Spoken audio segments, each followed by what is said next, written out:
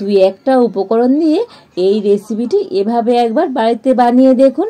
মিষ্টি দোকান থেকে কোনো কিছু কিনে খেতে ইচ্ছেই করবে না, আর এতটাই টেস্টি হয়। তো একবার বানিয়ে খেলে স্বাদ সারা জীবন মুখে লেগে থাকবে, আর মুখে দেওয়ার সাথে সাথেই তো মিলিয়ে যাবে। নমস্কার বন্ধুরা, রূপা রন্ধনশালায় আপনাদের সকলকে অনেক অনেক স্বাগত জানিয়ে চলে এসেছি আবার একটা নতুন রেসিপি নিয়ে। তো আজকের আমি বাড়িতে থাকা কয়েকটা উপকরণ দিয়ে তো একটা দারুণ স্বাদের মিষ্টি রেসিপি শেয়ার করব। এই মিষ্টিটা খুবই কম সময়ের মধ্যে হয়ে যায়, খেতে তো দুর্দান্ত লাগে। তো একবার বানিয়ে খেলে তো মানে স্বাদ সারা জীবন মুখে লেগে থাকবে। তো আপনারা সঙ্গে থাকুন আর প্রথম থেকে শেষ পর্যন্ত পুরো রেসিপিটা দেখতে থাকুন। আশা করি আজকের রেসিপিটা আপনাদের অনেক অনেক ভালো লাগবে। তবে চলুন দেরি না করে শুরু করে দিই আজকের রেসিপিটা। তো দেখুন, এবারে এখানে আমি টক দই নিয়ে নিয়েছি। তো এখানে 500 টক দই নিয়েছি, আর এবার একটা বড় ছাঁকনি নিয়ে নিয়েছি। তো ছাঁকনির মধ্যে আমি একটা পরিষ্কার সাদা কাপড় নিয়ে নিয়েছি, আর টক দইটা এখন আমি কাপড়ের মধ্যে দিয়ে দেব।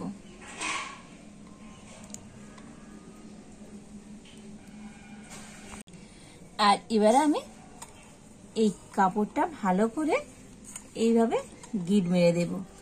আর প্রথমে আমি একটু জলটা ঝরিয়ে নেব, মানে হাত দিয়ে এইরকম যতটা সম্ভব আমি জলটা একটু ঝরিয়ে নিচ্ছি।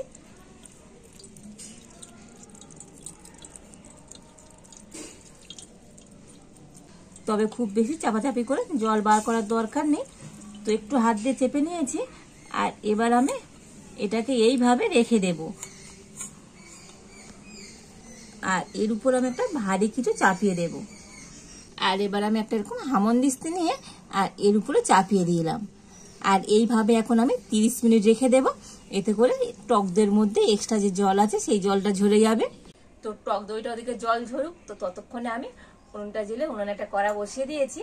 আর এবার আমি কড়াতে দিয়ে দেব জল। তো একটা বাটি মেপে আমি এখানে হাফ বাটি জল নিয়েছি, তো কড়াতে দিয়ে দিচ্ছি। তো জলটা আমি একটু হালকা গরম করে নিয়েছি, আর এবারে আমি ওই জলের মধ্যে দিয়ে দেব ওই বাটি মাপ করে হাফ বাটি গুঁড়ো দুধ। তো গুঁড়ো দুধটা জলের সাথে ভালো করে গুলে নেব। তবে জল একটু হালকা গরম করে তবে কিন্তু দুধটা দেবেন, তাতে গুঁড়ো দুধটা খুব ভালোভাবে গুলে যাবে। আর জল যদি ফুটে যায় তো গুঁড়ো দুধ কিন্তু গুলতে চাইবে না, ডেলা ডেলা হয়ে যাবে। তো দেখুন, গুঁড়ো দুধটা খুব ভালোভাবে গুলে নিয়েছি। আর এবার আমি এই দুধের মধ্যে দিয়ে দেব চিনি। আর ওই একই বাটির মাপ করে এখানে আমি হাফ বাটি চিনি নিয়ে নিয়েছি। তো দিয়ে দিই। তো চিনিটা আমার গুঁড়ো করা ছিল বলে দিয়ে দিলাম। তো আপনারা এখানে গোটা চিনিও দিতে পারেন। এবার আমি একটু ভালো করে সমস্ত কিছু ফুটিয়ে ঘন করে নেব।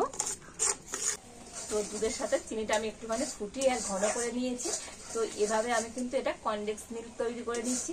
তো আপনারা চাইলে দোকান থেকেও এরকম কনডেন্স মিল্ক কিনে আনতে পারেন।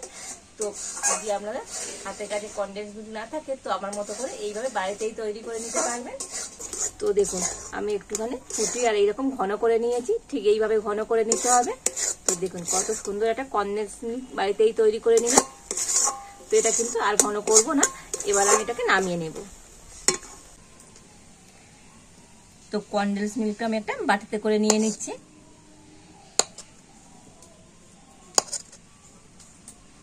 আর এবার এদিকে টক দইটা প্রায় 30 মিনিট হয়ে গিয়েছে। তো এইভাবে আমি জল ঝরতে রেখে দিয়েছিলাম। আর এবার আমি টক দইটা নিয়ে নেব। তো দেখুন, এইভাবে রেখে দিতে তো টক দই থেকে কিন্তু খুব সুন্দরভাবে জল ঝরে গিয়েছে।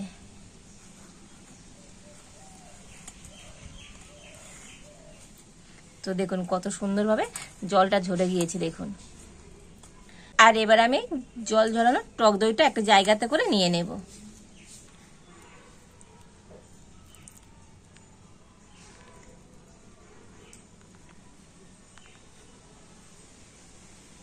তো দেখুন, জল ঝরানো টক দইটা আমি একটা জায়গাতে করে নিয়ে নিয়েছি।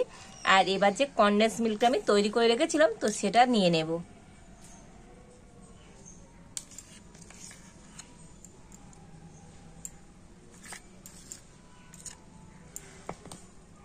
তো যখন করেছিলাম অনেকটাই পাতলা ছিল, আর একটু রেখে দিতে একটু টাইট হয়ে গিয়েছে। তো এটা কোনো অসুবিধা নেই।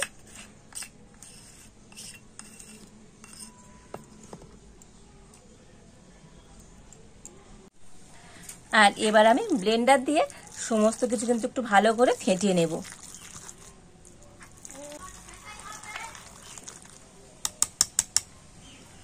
তো এটা কিন্তু খুব সুন্দর করে এইভাবে ফেটিয়ে নিতে হবে।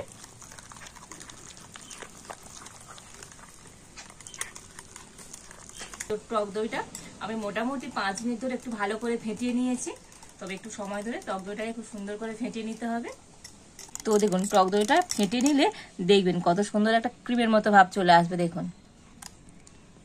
তো এইরকম সুন্দর করে কিন্তু টক দইটাকে ফেটিয়ে নিতে হবে।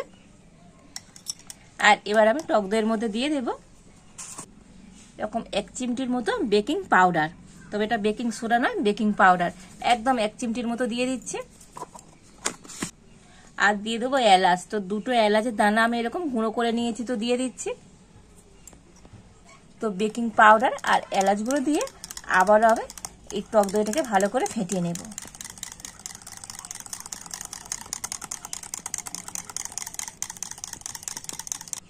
তো দেখুন এলাচ গুঁড়ো আর বেকিং পাউডার দিয়ে টক দইটাকে আবারও খুব সুন্দর করে ফেটিয়ে নিয়েছি। আর এবারে এখানে এইরকম একটা আমি বাটি নিয়ে নিয়েছি। আর এই বাটির মধ্যে আমি একটুখানি ঘি লাগিয়ে দেব। তো একটুখানি ঘি দিয়ে দিয়েছি। আর এবারে ঘিটা হাত দিয়ে খুব ভালো করে লাগিয়ে দেব। তো বাটির চারিধারেও কিন্তু একটু ভালো করে লাগিয়ে দিতে হবে। তো এখানে আপনারা ঘিয়ের পরিবর্তে সাদা তেলও দিতে পারেন। তো দেখুন ঘিটা একটু ভালো করে লাগিয়ে দিয়েছি। আর এবার আমি একটা সাদা খাতার পিসটা আর বাটির মাপ করে কেটে নিয়েছি, তো দিয়ে দেব। তো এই কাগজটার উপরে একটু আমি এইভাবে ঘিটা লাগিয়ে দেব। তো আপনাদের কাছে যদি বাটার পেপার থাকে তো আপনারা বাটার পেপারও দিয়ে দিতে পারেন। তা না হলে এইভাবে দিলে তো এটাই বাটার পেপারে কাজ করবে। তো দেখুন কাগজটার উপরেও সুন্দর করে একটুখানি ঘি লাগিয়ে দিয়েছি। আর এবারে আমি দইয়ের ব্যাটারটা নিয়ে বাটির মধ্যে দিয়ে দেব।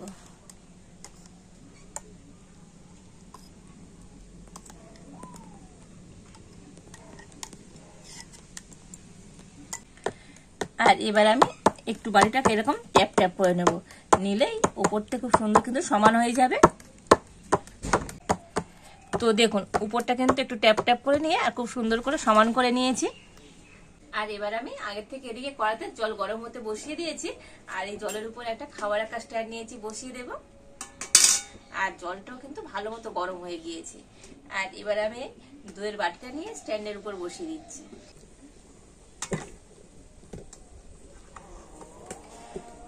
আর এবার আমি ঢাকা দিয়ে দেব।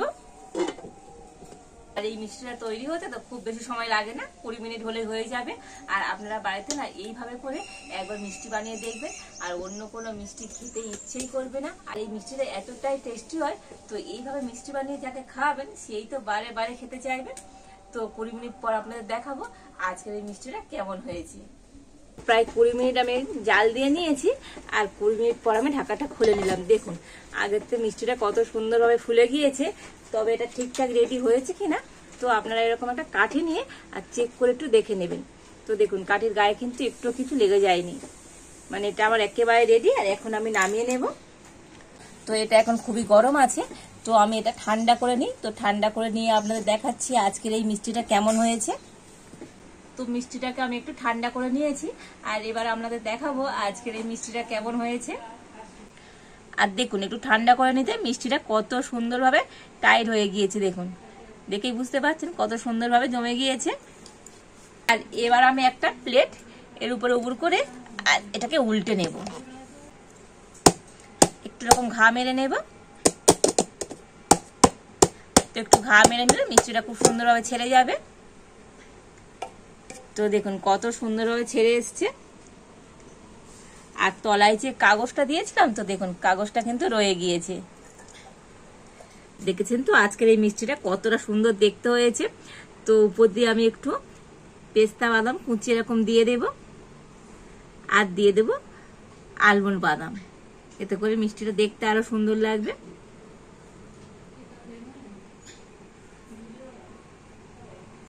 দেখেছেন তো কত দুর্দান্ত লাগছে আজকের এই মিষ্টিটা। একটুখানি ড্রাই ফ্রুট উপর দিয়ে দিয়েছি, তো দেখতে আরো সুন্দর হয়েছে।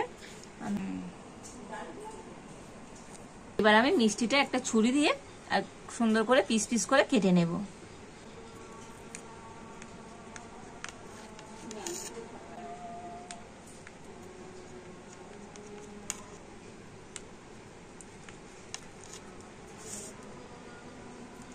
আর এবার দিয়ে একইভাবে কেটে নেব।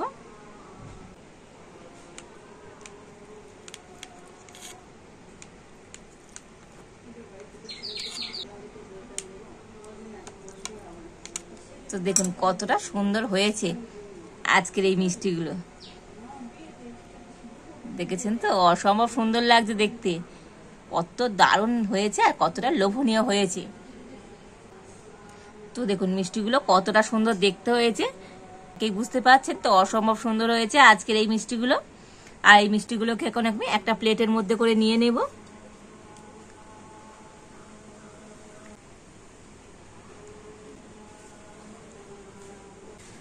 তো দেখুন সমস্ত মিষ্টিগুলো একটা প্লেটের মধ্যে করে খুব সুন্দর করে সাজিয়ে নিয়েছি।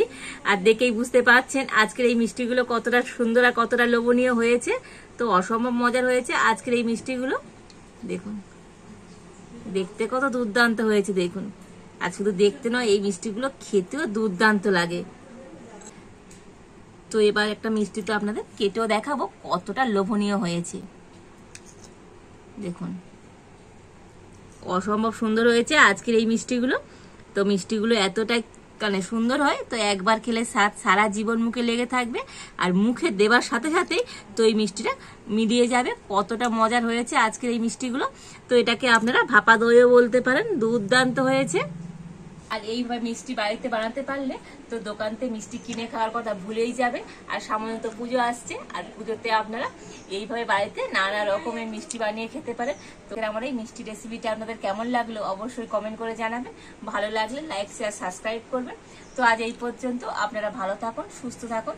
দেখা হচ্ছে নতুন কোনো একটা রেসিপি নিয়ে।